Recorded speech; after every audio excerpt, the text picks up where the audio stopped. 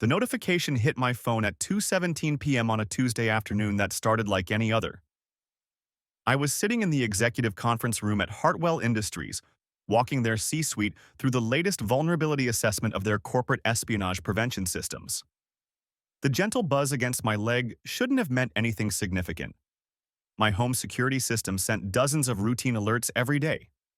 Motion detected in the driveway. Package delivered to the front door. Patricia leaving for her tennis lesson at the club. But this one was different. The notification read, "Master bedroom camera, manually disabled." I kept my expression neutral as David Hartwell, their CEO, pointed at the schematic on my laptop screen. "So you're saying someone could theoretically access our server room through the maintenance tunnels?" "Not theoretically," I corrected, my mind already processing why Patricia would disable our bedroom camera at 2:17 on a Tuesday. They could and probably have. Your maintenance staff has unrestricted access after hours, and you're not running background checks on contractors. It's a glaring vulnerability. My phone buzzed again. Front door, disarmed by user Patricia. She was supposed to be at the tennis club until 4. Her Tuesday lesson with Alex Moreau, the former semi-pro, who'd been coaching her for the past 8 months. The same Alex who'd helped her improve her serve and backhand, who she talked about with increasing frequency over dinner. "Vincent, are you with us?" David's voice cut through my thoughts. "Absolutely," I said, pulling up my security app under the table. The dashboard showed our home system status in real time. Front door, unlocked. Alarm, disarmed. Living room camera, active. Kitchen camera, active.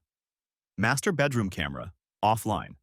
The solution is implementing biometric scanners at all access points, I continued, watching the living room feed on my phone screen. Patricia walked into frame, and she wasn't alone. Alex Moreau followed her, his tennis bag slung over his shoulder.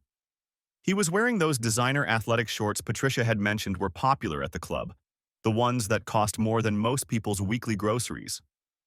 "Biometric scanners seem excessive," David said. "What about keycard access?" I watched Patricia pour 2 glasses of wine from the bottle we'd been saving for our anniversary next month. She handed one to Alex, and they clinked glasses, laughing about something. The kitchen camera caught her touching his arm, letting her hand linger. "Keycards can be cloned, stolen, or shared," I said, my voice steady despite the blood pounding in my ears. "I've seen corporate espionage operations compromised by something as simple as a borrowed keycard. You want real security? You need multiple authentication factors." Patricia and Alex moved toward the stairs, disappearing from the living room camera's view. The hallway camera picked them up, showing Patricia leading him by the hand. She knew exactly where each camera was positioned. I'd shown her the entire system myself, explaining how it kept us safe, how it protected our home. "How much would this upgrade cost?" David's CFO asked. "Implementation across all your facilities?" "Roughly 300,000, I said, watching Patricia reach for the hallway camera. She stood on her tiptoes. She knew the exact angle needed to manually adjust it. The feed shifted, pointing at the wall. But consider the alternative.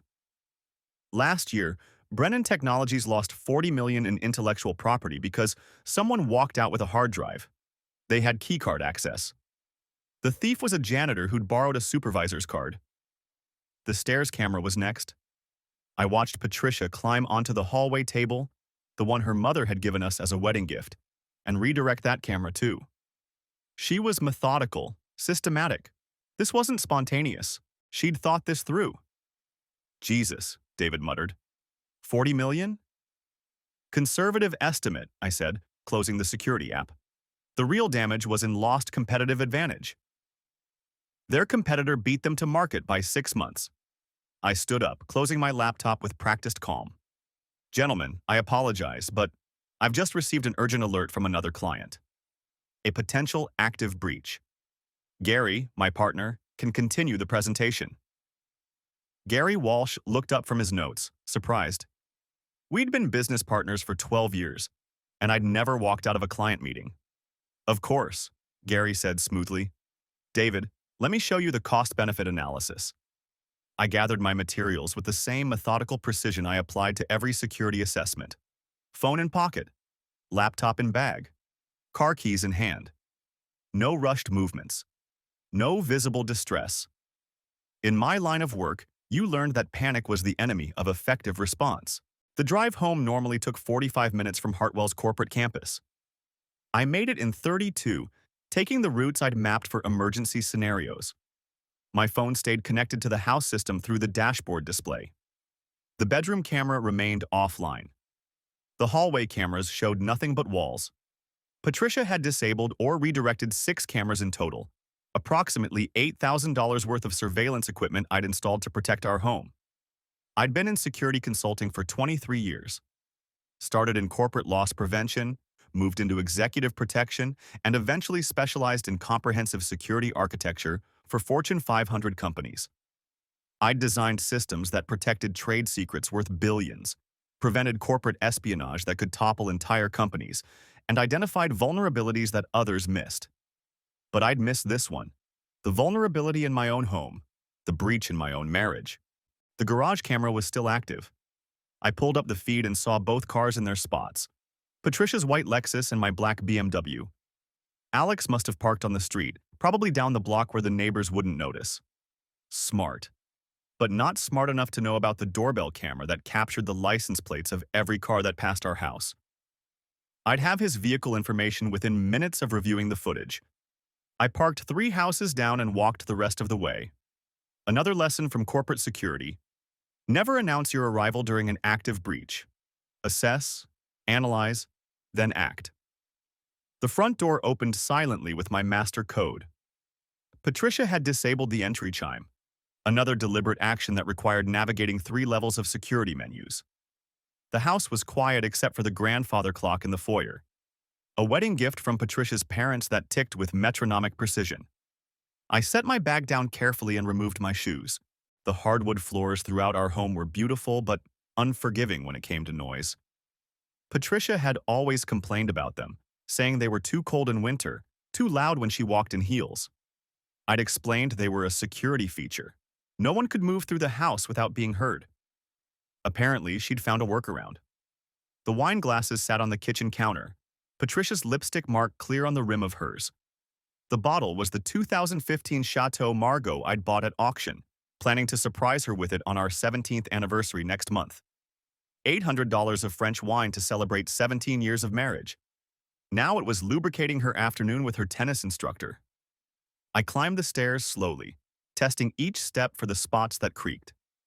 The second step from the top had developed a squeak last winter. The 7th step had always made noise if you stepped on the right side. I knew this house like a security blueprint because that's what it was to me: a system to be protected, monitored, and maintained. Voices drifted from the bedroom. Patricia's laugh, the one she used to reserve for my stories about difficult clients. Alex's deeper tone, saying something about improving her form. The metaphor was so transparent it would have been laughable if it weren't happening in my bed. The bedroom door was closed but not locked. Another security failure. I'd removed the lock 2 years ago after Patricia accidentally locked herself in during a power outage. She'd panicked, claiming she felt trapped. I'd prioritized her comfort over security protocol, a mistake I wouldn't make again. I turned the handle slowly, applying steady pressure to prevent the mechanism from clicking. The door opened on well-oiled hinges. I maintained them monthly as part of my security routine. I cleared my throat. The effect was immediate. Patricia's eyes snapped open, meeting mine with a mixture of shock and something else. Defiance? Alex rolled away, grabbing for his shorts with the fumbling panic of someone who'd never been caught in a compromising position before. "Vincent," Patricia said, pulling the sheet up to cover herself. "You're supposed to be at Hartwell until 5. "There was a security breach," I said, my voice calm. I had to respond immediately. Alex stood up, his designer shorts back in place, trying to project confidence he clearly didn't feel. "Mr. Torino, this isn't—" "Stop," I said. "Whatever explanation you've rehearsed, save it. I've been watching since you walked through my front door." Patricia's face flushed. "You were watching? On those cameras?" "The ones you disabled," I corrected. 6 cameras, Patricia. You knew exactly which ones to target. How long did it take you to map out the blind spots?" She lifted her chin, the defiance now clear. Those cameras aren't about security, Vincent. They're about control. You monitor everything, everyone. I can't even have a private conversation in my own home. Private? I repeated. Is that what we're calling this? Alex stepped forward, his chest puffed out like he was serving from match point. Your wife needed something you weren't providing. The physical attention, the athletic coaching. The athletic coaching that requires disabling security cameras and opening $800 wine? I kept my voice level, professional. In security work, emotion was a liability. How many other clients receive this level of intensive instruction? Alex's jaw tightened. Patricia's training required specialized attention. I'm sure it did. I turned to Patricia. Get dressed. We need to talk. Don't speak to me like I'm one of your employees, she snapped, but she was already reaching for her clothes. Alex, I said, not looking at him, you have 3 minutes to leave my house. After that, I call the police and report a trespasser. You can't. I can, I interrupted. This is my home. You're here without my permission. The security footage will show you entering while I was at work, being led to the bedroom by my wife. The police might find that interesting. Your employer at the tennis club might find it even more interesting. Alex's confidence evaporated. Patricia, tell him. Tell me what? I asked. That this was consensual. That doesn't change the trespassing. Or are you going to claim this was a legitimate tennis lesson? Because I'm fairly certain the tennis club has policies about instructors conducting private lessons in clients' bedrooms. Alex looked at Patricia, waiting for her to defend him. She was buttoning her blouse, avoiding his gaze. 2 minutes, I said. Alex grabbed his shirt, his tennis bag, his phone from the nightstand. Patricia, I'll call you. No, I said. You won't. Any further contact with my wife will be considered harassment. I have extensive documentation capabilities and excellent relationships with local law enforcement. Test me if you'd like. He left without another word, his footsteps heavy on the stairs. The front door slammed, the sound echoing through the house. A moment later, I heard his car start. A Porsche Cayenne from the sound of the engine. Expensive for a tennis instructor. I wondered how many other married women were funding his lifestyle. Patricia finished dressing in silence. She sat on the edge of the bed, the same spot where she used to sit while I explained the new security features I'd installed, the ways I was keeping us safe. How long? I asked. Does it matter? Everything matters in a security assessment. She laughed, but there was no humor in it. A security assessment? That's what you're calling this? I'm calling it what it is, I said. A breach of trust, a violation of established protocols, and a systematic exploitation of vulnerabilities. Vulnerabilities, she repeated. Is that what I am to you? A vulnerability in your system? You became one the moment you started planning this, I said. This wasn't spontaneous, Patricia.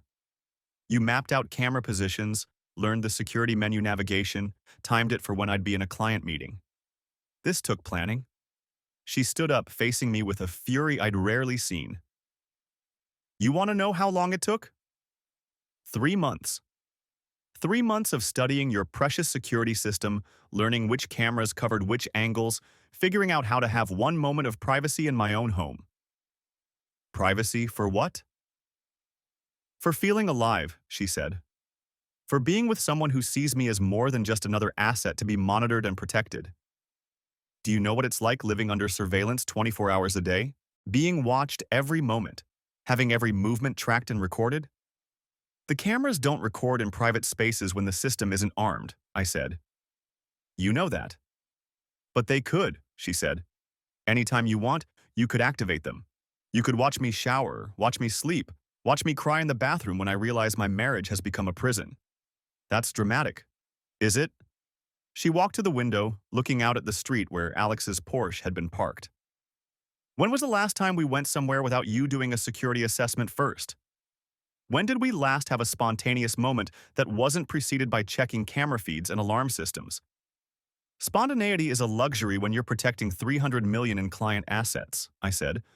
I'm not a client asset, Vincent. I'm your wife. My wife who's been having an affair with her tennis instructor. She turned from the window. Alex made me feel desired. Wanted. He looked at me like a woman, not a security risk. He looked at you like a mark, I said. How much have you given him? Money for new equipment?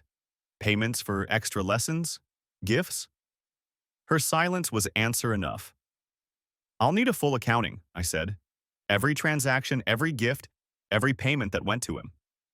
For your security assessment? For the divorce, I said. The word hung between us like a triggered alarm, loud and impossible to ignore. You can't be serious, she said. I'm always serious about security breaches. Stop calling it that. She threw her hands up. This is our marriage, not one of your corporate contracts. Our marriage had established parameters, I said. Fidelity was one of them. You violated that parameter. The trust is broken, the system is compromised. Listen to yourself, she said. Parameters, systems, compromises. Do you even hear how you sound? I sound like someone who just caught his wife in bed with another man. You sound like a robot, she said. Like one of your security systems that only sees threats and breaches, never emotions or needs. My phone buzzed. Gary was texting, asking if everything was all right, if I needed backup. In our business, backup meant something different than most people assumed. It meant lawyers, investigators, forensic accountants, the full arsenal of corporate security response. I need you to leave, I said. This is my home, too. The deed is in my name, I said. Purchased before our marriage. You have residency rights, but given the circumstances, I'm asking you to stay somewhere else tonight while I secure the scene. Secure the scene? She laughed, but it sounded more like a sob. This is our bedroom, Vincent, not a crime scene. It's both, I said. I need to document everything. Review all the security footage, establish a timeline. Your presence would contaminate the assessment. She stared at me, and for a moment, I saw the woman I'd married 17 years ago. The pharmaceutical sales rep who'd laughed at my insistence on checking every exit in a restaurant, who'd found my security consciousness endearing rather than oppressive. When did you become this? She asked quietly. I've always been this, I said. You just used to find it attractive. She gathered a few things: clothes, toiletries, her laptop. I watched her pack, noting what she took and what she left. The jewelry I'd given her stayed in its box on the dresser. The tennis bracelet, ironic now, that I'd bought for her 40th birthday remained in the safe. Where will you go? I asked. Does it matter? You'll probably track my phone anyway. I will, I admitted. It's a security precaution. She paused at the bedroom door.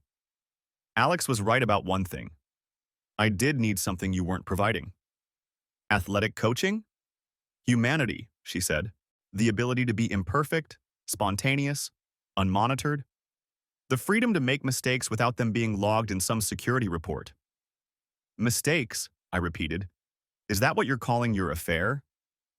I'm calling it what it was, she said. A desperate attempt to feel something other than surveilled. She left me standing in our bedroom, surrounded by the evidence of her betrayal and the disabled cameras that had failed to prevent it.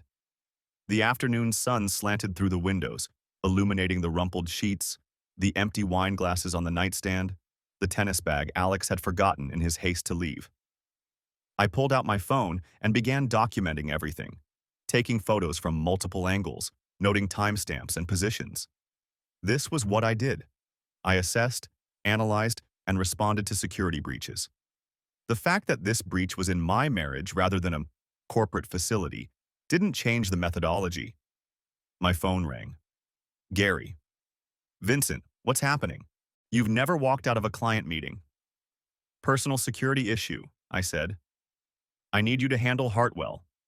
Personal security? Gary's voice sharpened. Are you safe? Physically, yes. The breach has been contained. There was a pause. Gary and I had worked together long enough that he could read between the lines. Patricia? He asked. And her tennis instructor. Christ, Vincent, I'm sorry. I need you to connect me with Richardson, I said, referring to the attorney who handled our corporate liability issues. He has a family law division. Already texting him, Gary said. What else do you need? A forensic accountant. I need to trace some financial transactions. You think she's been funding him? I know she has, I said, picking up Alex's forgotten tennis bag.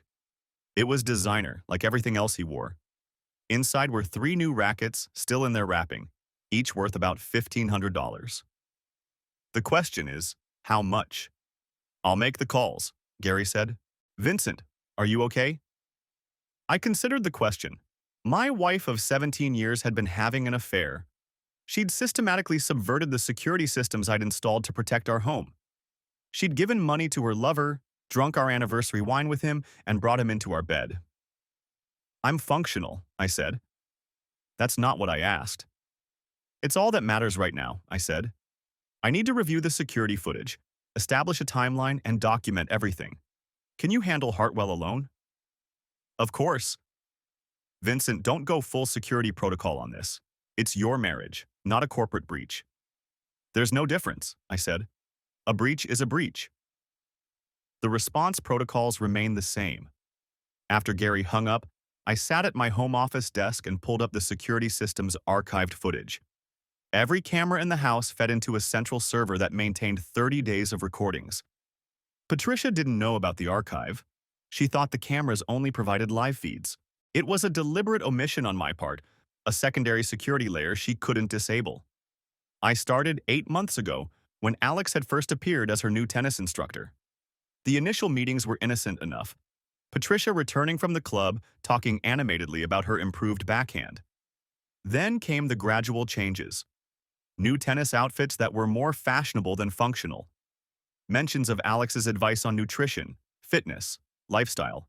The way she'd check her phone during dinner, smiling at messages I now assumed were from him. The first suspicious footage was from 3 months ago. Patricia coming home from a supposed tennis lesson with her hair wet from a shower, but her tennis clothes were still dry. The club was 15 minutes away, not enough time to shower and change there and still make it home when she did. 2 months ago, the pattern became clearer.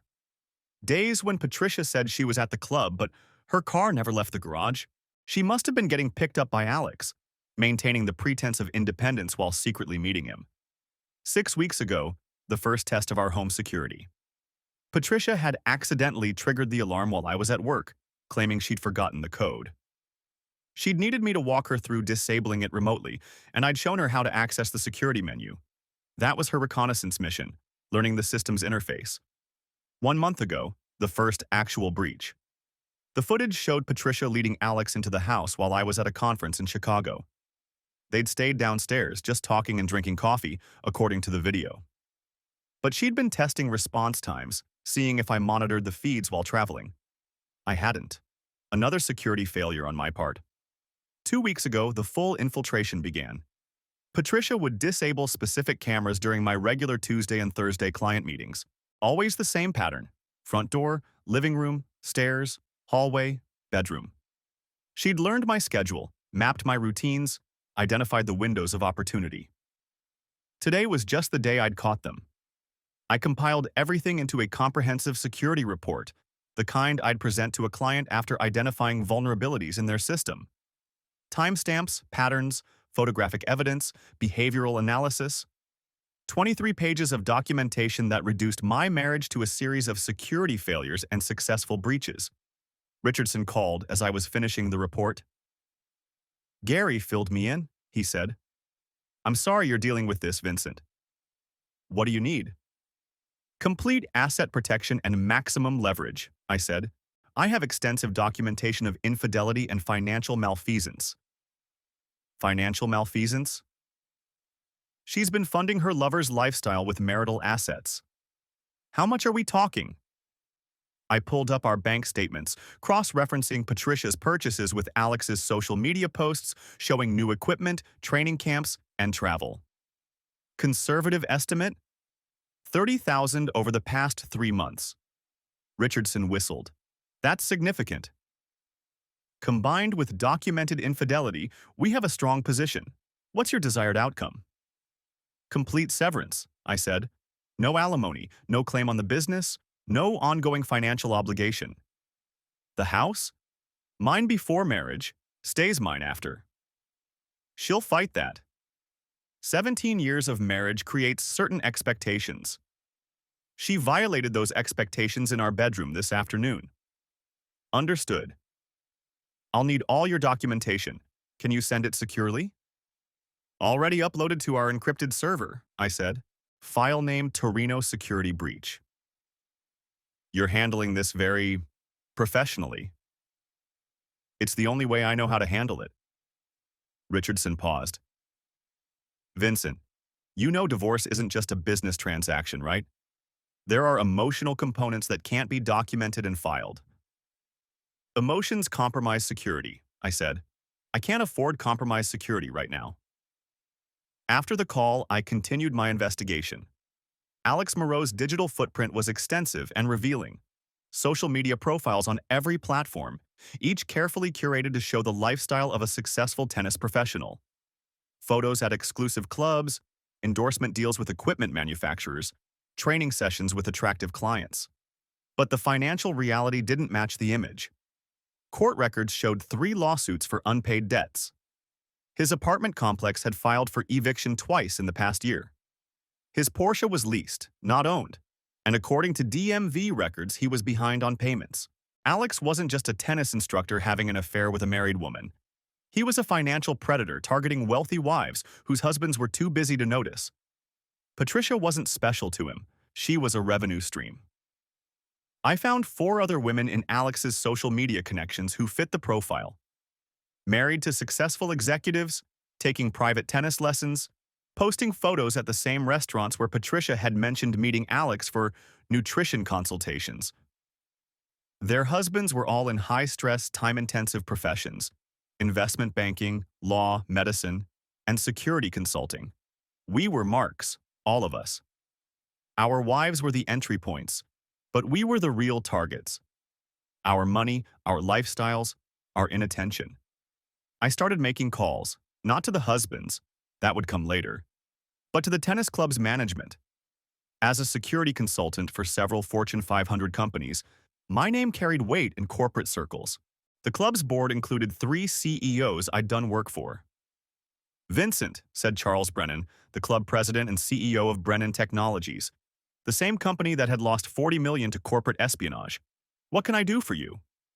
I need to discuss a security issue at the club, I said. Security issue? Has there been a breach? Multiple breaches, I said, involving an instructor named Alex Moreau and several married female members. There was a pause. That's a serious allegation. I have documentation, I said. Financial records, social media evidence, and video footage from today showing him in a compromising position with my wife.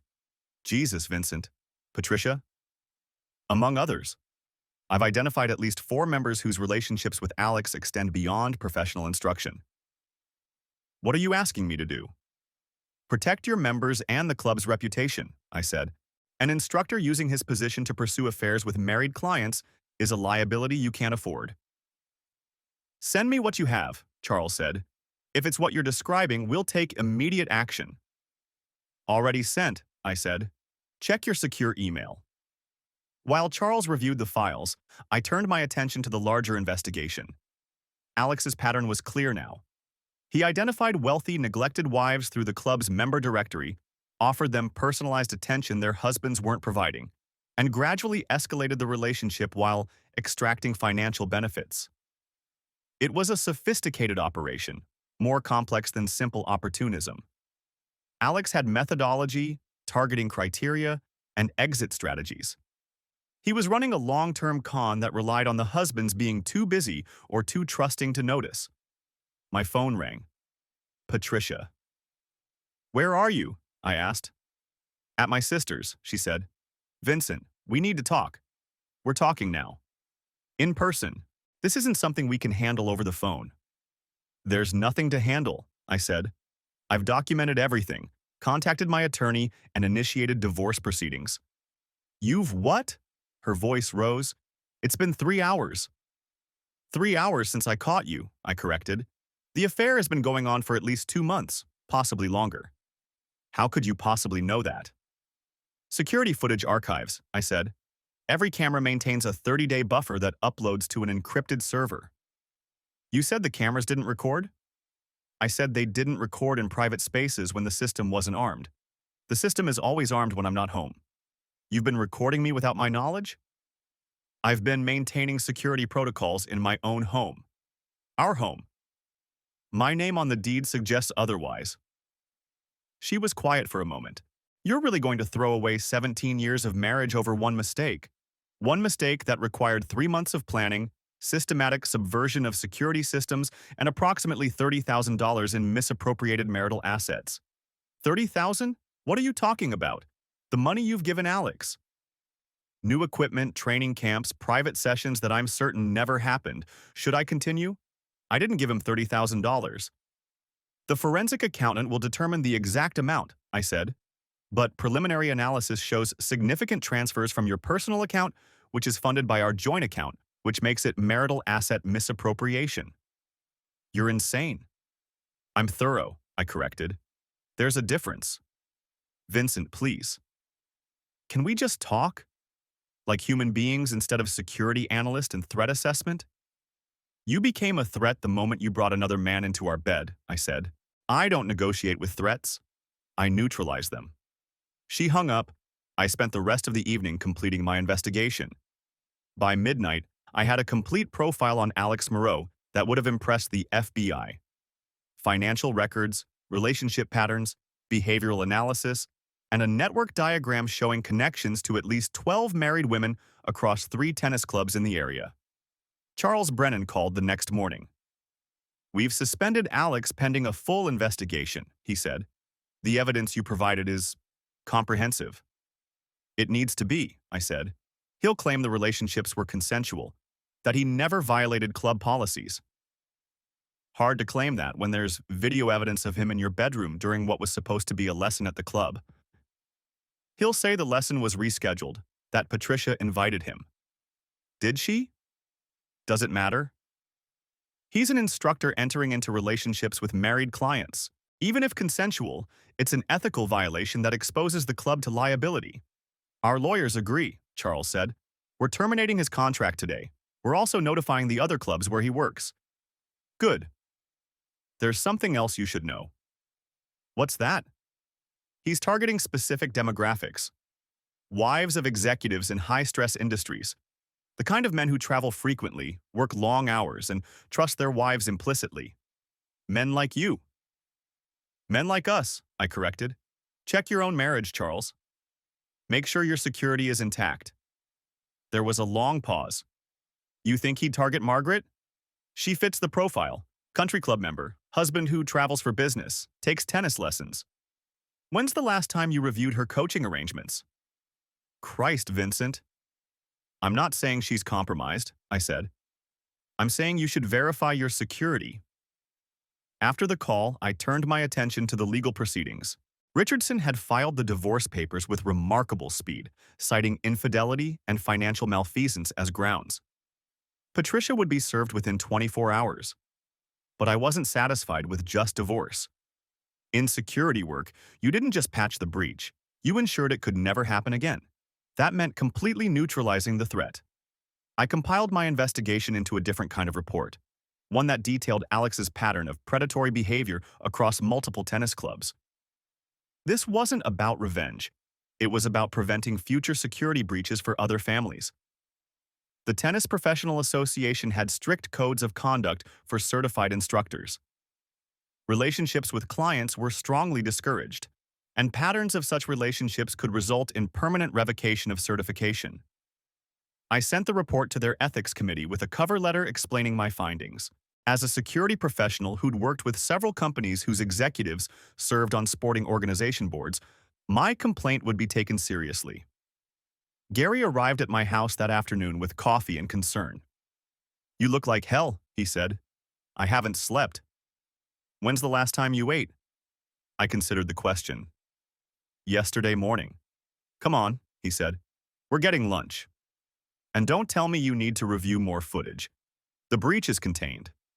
We went to our usual place, a steakhouse where we'd celebrated landing our first Fortune 500 client 12 years ago. Gary ordered for both of us while I checked my phone for updates. Put it away, he said. I'm monitoring. You're obsessing, he interrupted. Vincent, I've known you for 12 years. You're the best security analyst I've ever worked with. But this isn't a corporate breach. It's your marriage. There's no difference in response protocol. There's every difference, Gary said. Corporate breaches don't involve emotions. Emotions compromise security. Emotions make us human, he countered.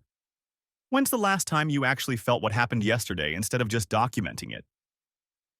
Feeling it won't change the outcome. No, but it might change how you handle it. Our food arrived, and Gary made sure I ate. Between bites, he updated me on the Hartwell meeting. They want the full upgrade, he said. 300,000 implementation. Thanks to your $40 million horror story, they're ready to sign. Good. We'll need the revenue to offset the divorce costs. You're not going to lose money on this, Gary said. Your prenup is solid, the house is yours, and the business is protected. It's not about money. Then what's it about?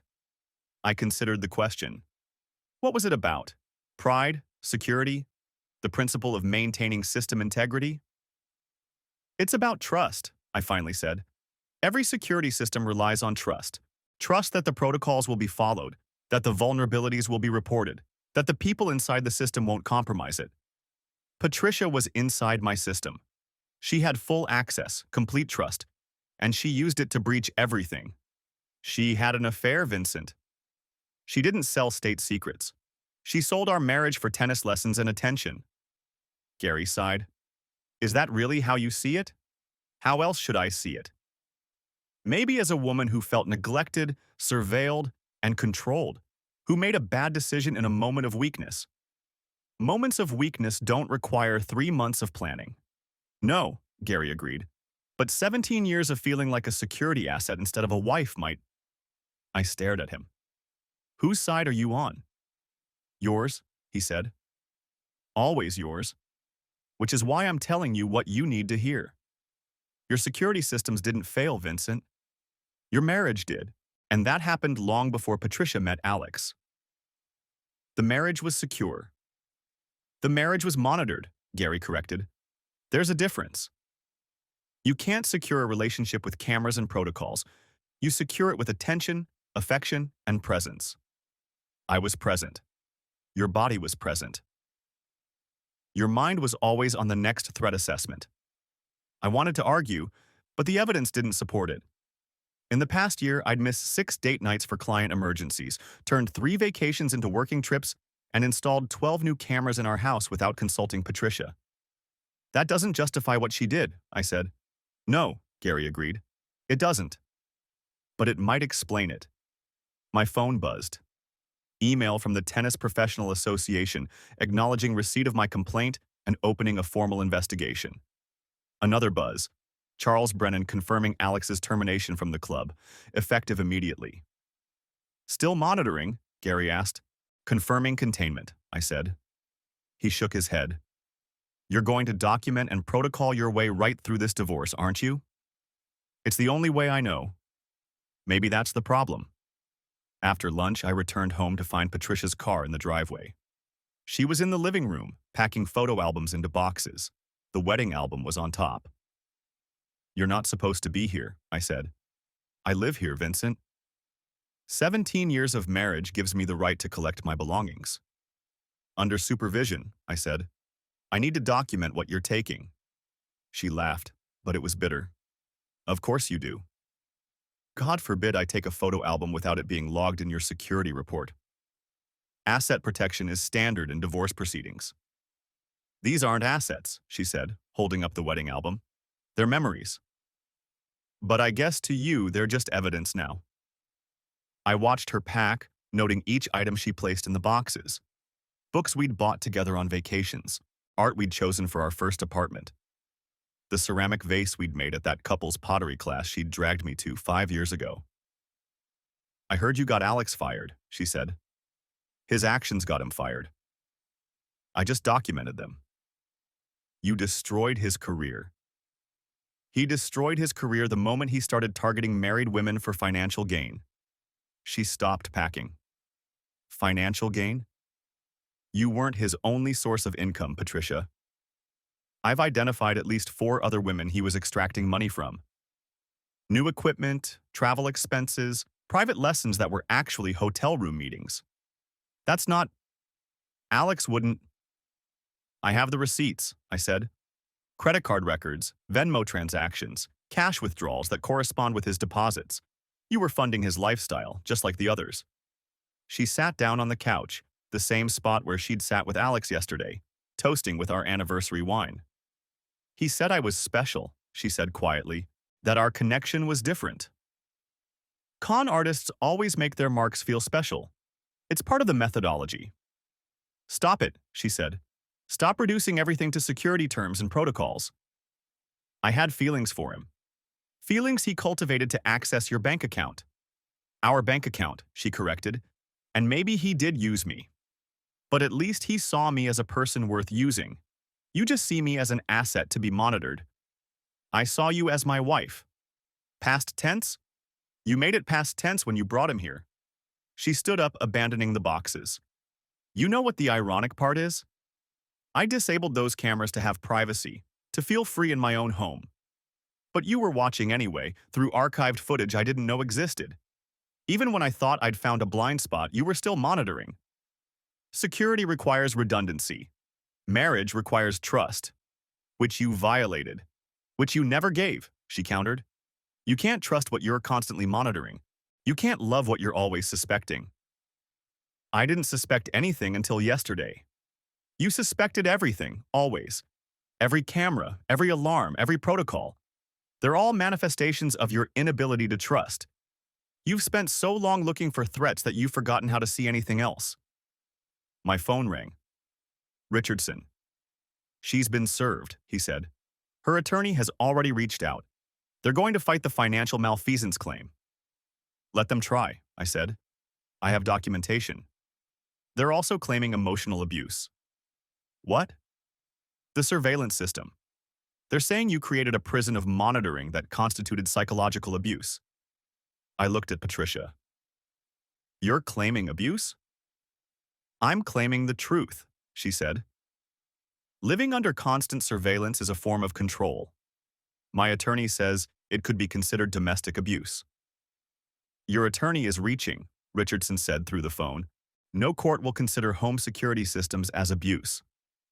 They will when they learn he never told me about the archived footage, Patricia said, loud enough for Richardson to hear. When they learn he tracked my phone, monitored my purchases, and reviewed footage of me in private moments without my knowledge. All legal within the confines of marriage and homeownership, Richardson said. Legal doesn't mean right, Patricia said. She picked up her boxes, leaving half-packed memories scattered across the living room floor. I'll be back for the rest, she said, with my attorney and a police escort to ensure you don't interfere. I won't interfere. I'll document. Of course you will, she said. It's all you know how to do. After she left, I sat in the living room surrounded by the remnants of our life together. The half-empty bookshelf, the gaps on the wall where photos had hung, the wedding album she'd decided not to take. I opened it, looking at photos from 17 years ago. Patricia in her dress, laughing at something my best man had said. Me in my tux, looking stiff and formal even then. The security I'd hired for the reception because, even at my own wedding, I couldn't stop thinking about threats and vulnerabilities. Gary was right. The marriage had failed long before Alex arrived. He was just the exploit that revealed the existing vulnerability. My phone buzzed. Another email, this one from a number I didn't recognize. You destroyed my life over nothing. She came to me, not the other way around. She wanted what you couldn't give. Your security systems can't protect you from the truth. You're a cold, controlling machine who drove away the only person who ever loved you. Enjoy your empty, monitored house. Alex. Somehow he'd gotten my personal email, a security breach I'd have to address. I started to compose a response, then stopped. What was the point? He was already destroyed, fired from 3 clubs, under investigation by the Tennis Professional Association, exposed to his other marks. My response wouldn't add anything to his containment. Instead, I pulled up the security system and began reviewing the settings. Patricia was right about one thing. There were a lot of cameras. 23 in total, covering every angle of the property. I'd installed them over the years, each one in response to some perceived threat or vulnerability. The first camera went in after a break-in at our neighbor's house. The second after Patricia thought she heard someone in the backyard. The third, fourth, and fifth after a client's home invasion made the news. And on, each camera adding another layer of security, another level of monitoring. When had security become surveillance? When had protection become control? I started disabling cameras, starting with the interior ones. The living room, kitchen, hallway, spaces where life happened, where privacy should exist. I kept the exterior cameras, the door sensors, the basic security infrastructure, but the comprehensive interior monitoring system that had turned our home into a surveillance state? That needed to go. It took 3 hours to properly disable and remove the interior cameras. Each one carefully disconnected, labeled, and boxed. $20,000 worth of equipment that had cost me infinitely more. The house felt different without them. Emptier, but also freer. Spaces where cameras had been mounted left small holes in the walls like scars from removed tumors. Richardson called with updates on the divorce proceedings. Her attorney is pushing hard on the surveillance angle, he said. They want to depose you about the extent of the monitoring. Let them, I said. I've already removed the interior cameras. You have? Why? Because Patricia was right about one thing. It was too much. The security became surveillance, and the surveillance became suffocating. Don't admit that to opposing counsel. I won't. But I can admit it to myself. Over the next weeks, the divorce proceeded with the mechanical precision of a well-documented security protocol. Motions filed, responses submitted, evidence presented. Patricia's attorney tried to paint me as a controlling surveillance expert who'd created an oppressive environment. My attorney countered with evidence of infidelity and financial misappropriation. Alex's situation continued to deteriorate. The Tennis Professional Association revoked his certification after 3 other women came forward with similar stories. One had given him $50,000 over 6 months. Another had bought him a car. The pattern was clear, documented, and damning. Charles Brennan called with an update from the club. We've implemented new policies, he said. Background checks for all instructors, strict guidelines about fraternization with members, and mandatory reporting of any gifts or financial transactions between instructors and clients. Good security upgrades, I said. Learned from the best, he said. How are you holding up? I'm functional. That's not... Vincent, have you talked to anyone about this? A therapist, maybe? I don't need therapy. I need better security protocols. You need to process what happened. I have processed it, extensively. I have 23 pages of documentation. Charles sighed. Documentation isn't the same as processing, Vincent. Maybe not. But it was all I had. The final divorce hearing was scheduled for a Tuesday, exactly 4 months after I'd caught Patricia and Alex in our bedroom. I arrived early, my documentation organized in indexed binders, my testimony prepared with the precision of a security briefing. Patricia arrived with her attorney, looking different. She'd lost weight, her tennis tan had faded, and there was something in her eyes I hadn't seen before. Defeat. All rise, the bailiff announced. The judge, the Honorable Margaret Singleton, reviewed the case with the efficiency of someone who'd seen too many divorces to be surprised by anything. Mr. Torino, she said, you're claiming infidelity and financial malfeasance as grounds for divorce with prejudice? Yes, Your Honor, I have extensive documentation. I've reviewed your documentation, she interrupted. All 23 pages plus appendices. Very thorough. Thank you, Your Honor. It wasn't a compliment, she said. Mrs. Torino, you're claiming emotional abuse through excessive surveillance? Yes, Your Honor, Patricia said. Living under constant monitoring created an environment of oppression and control. Yet you managed to conduct an affair for several months despite this monitoring? Patricia's attorney objected, but the judge overruled. I'll allow it. Mrs. Torino? I found ways to create privacy, Patricia said, by systematically disabling security cameras and using your husband's work schedule to coordinate liaisons? When you put it that way, I'm putting it the way Mr. Torino's documentation presents it, the judge said, with timestamps, video evidence, and financial records. Mrs. Torino, did you give money to Mr. Moreau? Some, yes. How much? I don't know exactly. Mr. Torino's forensic accounting suggests approximately $32,000 over 3 months. Patricia gasped. That's impossible. Is it? New tennis equipment, training camp fees, private lesson payments, dinners, gifts. It adds up. The judge turned to me. Mr. Torino, your surveillance system was extensive. Some might say excessive. It was designed to protect our home, Your Honor. 23 cameras seems like more than protection. I've since reduced the system to exterior monitoring only. After the fact, Patricia's attorney interjected. Noted, the judge said. Here's what I see. A marriage that failed long before the infidelity. Mr. Torino, your security obsession created an environment where your wife felt imprisoned. Mrs. Torino, your response to feeling imprisoned was to engage in an affair and misappropriate marital funds. She reviewed her notes. I'm granting the divorce on grounds of irreconcilable differences. The house, being Mr. Torino's premarital property, remains his.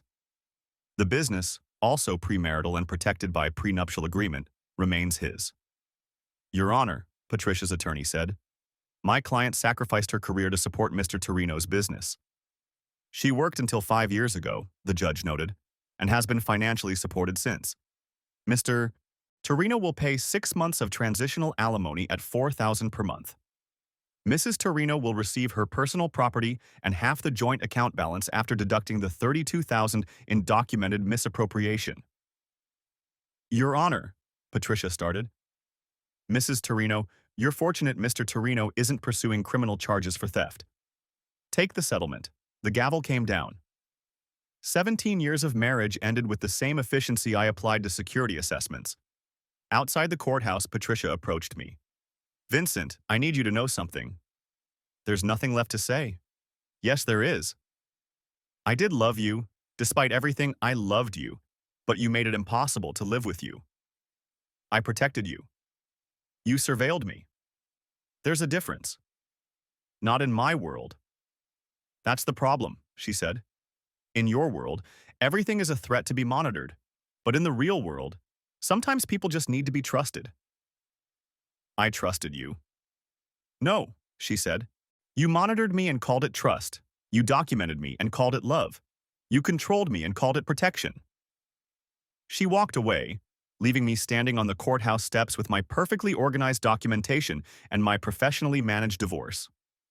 6 months later, I was conducting a security assessment for a new client, a tech startup that had experienced intellectual property theft. The CEO, a young entrepreneur named David Kim, walked me through their office. We need comprehensive coverage, he said. Every angle, every entry point, every possible vulnerability. How many cameras are you thinking? I asked. As many as it takes. 50? 100? I thought about my house now monitored by only 8 exterior cameras. About Patricia's words on surveillance versus protection. About the difference between security and control. Let's start with the basics, I said. Entry points, server room, high-value areas. Too much surveillance can be counterproductive. How so? It creates a culture of distrust, I said. Employees who feel constantly watched become resentful, less productive. Some might even look for ways to subvert the system. Speaking from experience, you could say that. We designed a security system that protected without oppressing, that monitored without surveilling. It was a balance I was still learning. Gary noticed the change in my approach. You're different, he said over lunch. Less intense about the comprehensive coverage. I learned something, I said. From the divorce? From the failure, I corrected. Security systems can't protect against every threat. Sometimes the biggest vulnerability is the system itself. That's very philosophical for you. Patricia would say it's the first human thing I've said in years. Have you heard from her? No. Last I heard, she was teaching fitness classes at a gym, not the country club. They wouldn't take her back after the scandal. And Alex? Working at a public recreation center in another state. His Instagram is gone. His reputation destroyed. The Tennis Professional Association made their ruling public as a warning to other instructors. You won, Gary said. Did I? I'm divorced, living alone in a house with 8 cameras instead of 23, and I just told a client not to install comprehensive surveillance. That sounds like growth. It feels like failure. Maybe they're the same thing sometimes. That night, I walked through my empty house, noting the spaces where cameras used to be. The patches I'd made in the walls were still visible, like scars from old wounds. The bedroom where I'd caught Patricia and Alex was now just a guest room, stripped of memories and furnished with impersonal hotel-like precision. My phone buzzed. A security alert from the front door camera. Motion detected. I pulled up the feed, expecting a delivery or maybe a neighbor's cat. It was Patricia. She stood at the front door looking uncertain. Older, tired. She raised her hand to ring the doorbell, then stopped. Raised it again, stopped again. I could have waited, watched to see what she'd do. The old me would have documented her arrival time, analyzed her behavior, assessed the threat level. Instead, I opened the door. Patricia. Vincent, I was in the neighborhood. No, you weren't. You live 40 minutes away, she smiled slightly. Still impossible to lie to. Fine.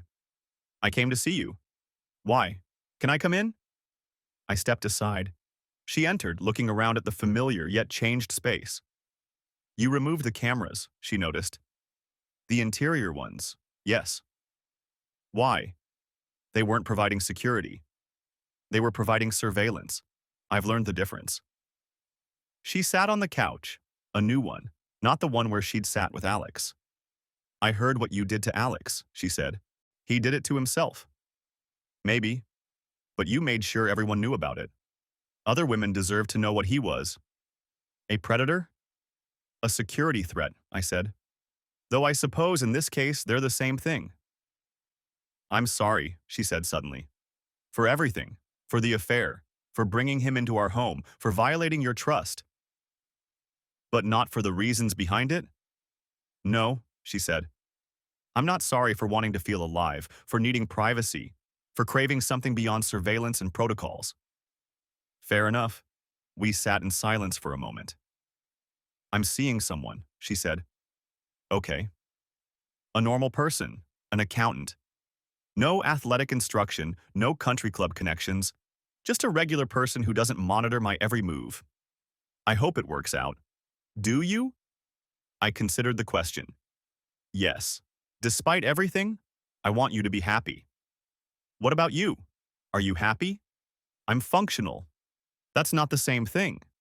I'm learning that. She stood to leave, then paused. Vincent, can I ask you something?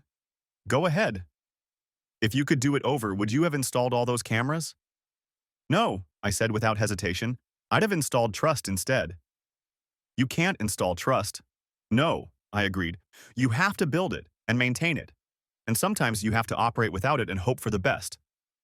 That doesn't sound like the Vincent Torino I married.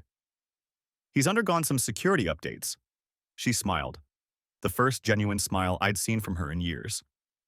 Goodbye, Vincent. Goodbye, Patricia. After she left, I sat in my living room, in my house with only 8 cameras, thinking about security and trust, surveillance and protection, control and love. They were all different things, but I'd spent 17 years conflating them, creating a system so secure it suffocated everything inside it. The irony wasn't lost on me. I'd spent my career protecting corporations from external threats, but I'd failed to protect my marriage from the internal threat of my own paranoia. I'd been so focused on preventing breaches that I'd created the conditions that made a breach inevitable. My phone buzzed. A new client inquiry, forwarded by Gary. Another corporation worried about intellectual property theft. Another CEO wanting comprehensive security coverage. I opened my laptop and began drafting a response, outlining a security philosophy that had evolved from hard-won personal experience. Protect without imprisoning. Monitor without surveilling. Secure without suffocating. It was a balance I was still learning, would probably always be learning. But at least now I understood the difference between a security system and a prison, between protection and control, between documentation and actual understanding. The security breach in my marriage had been catastrophic, resulting in total system failure.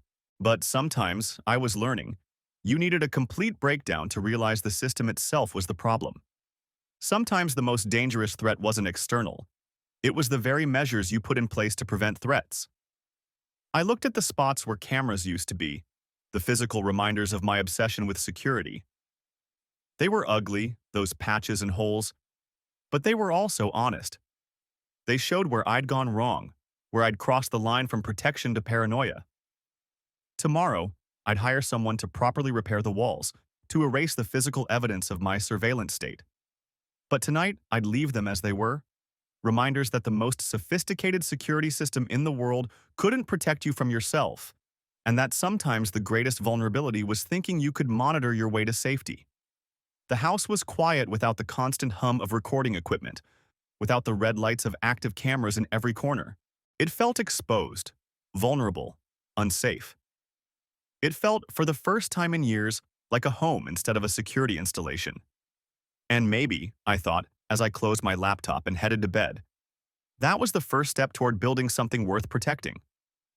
Not with cameras and protocols, but with trust, respect, and the revolutionary idea that some things didn't need to be monitored to be secure. The security consultant in me would always struggle with that concept. But the human being I was trying to become was learning to live with the uncertainty, to accept that perfect security was an illusion, and that the attempt to achieve it could destroy the very things you were trying to protect. Patricia had been right about one thing. You couldn't secure a relationship with cameras and protocols. You secured it with presence, attention, and trust. I'd failed at all three, creating an elaborate security system to compensate for my inability to provide what actually mattered. The affair with Alex had been wrong, a violation of trust that deserved consequences. But the conditions that made it possible, the surveillance, the control, the reduction of marriage to security protocols, those were my failures. Patricia owned her choices, but I owned the environment that made those choices seem like the only way to feel free. I thought about Alex, now working at a public recreation center, his dreams of being an elite tennis instructor destroyed by his own predatory behavior. He'd been a threat, and I'd neutralized him with the same systematic efficiency I applied to corporate security breaches. But he'd also been a symptom of a larger problem, a marriage so focused on monitoring that it forgot about actual connection.